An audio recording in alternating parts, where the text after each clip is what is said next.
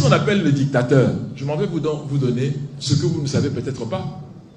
J'ai été 4 fois en Libye, pas sous l'invitation de M. Kadhafi, non. Je suis allé là-bas comme membre de l'équipe et chef du service, chef du groupe des experts de l'équipe du président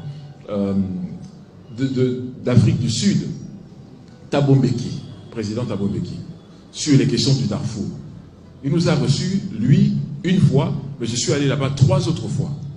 La Libye que j'ai vue, pas qu'on m'a raconté dans un livre, se présentait de cette façon-ci. Tout l'électricité et l'eau gratuite pour tous les ménages libyens.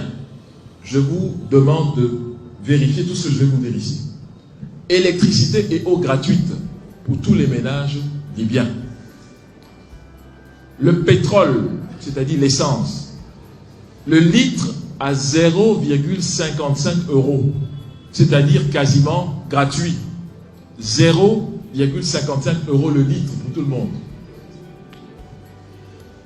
Ce qui est mis à disposition de tous les étudiants libyens qui vont à l'étranger à partir de 1 500 $ de bourse chaque mois.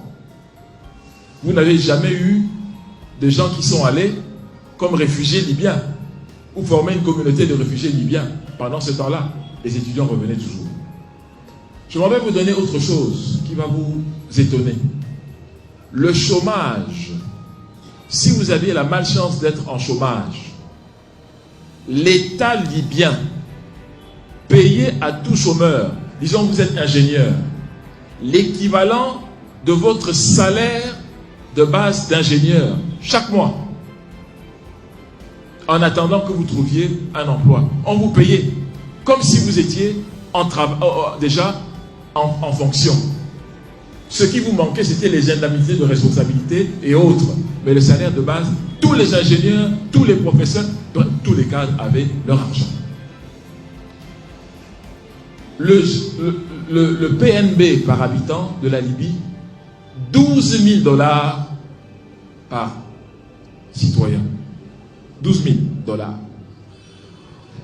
La fourniture en eau d'un pays du désert. Tout ce que je dis, vous allez noter pour aller vérifier. Pour voir que le professeur Bondi ne raconte pas n'importe quoi. Vous allez noter. Fourniture en eau d'un pays en plein désert.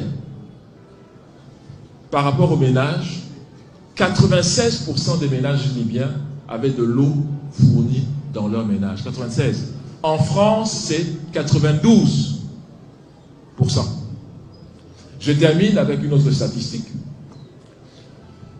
Chaque ménage libyen, c'était un droit d'avoir un logement, pas une faveur.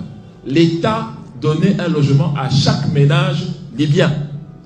J'ai dit à mes amis libyens que ce n'est pas possible.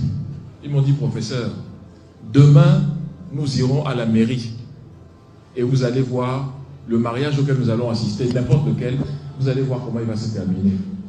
J'ai dit d'accord. Bon, avant d'aller à la mairie, j'ai quand même appelé mon épouse.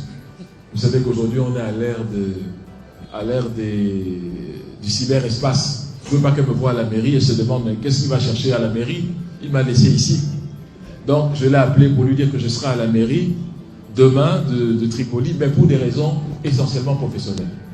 Je suis allé à la mairie, j'ai assisté à un mariage, et à la fin du service du mariage, le maire a dit, je le retiens encore bien, vous avez demandé dans le dossier que vous avez remis plutôt un appartement qu'une villa dont voici les clés.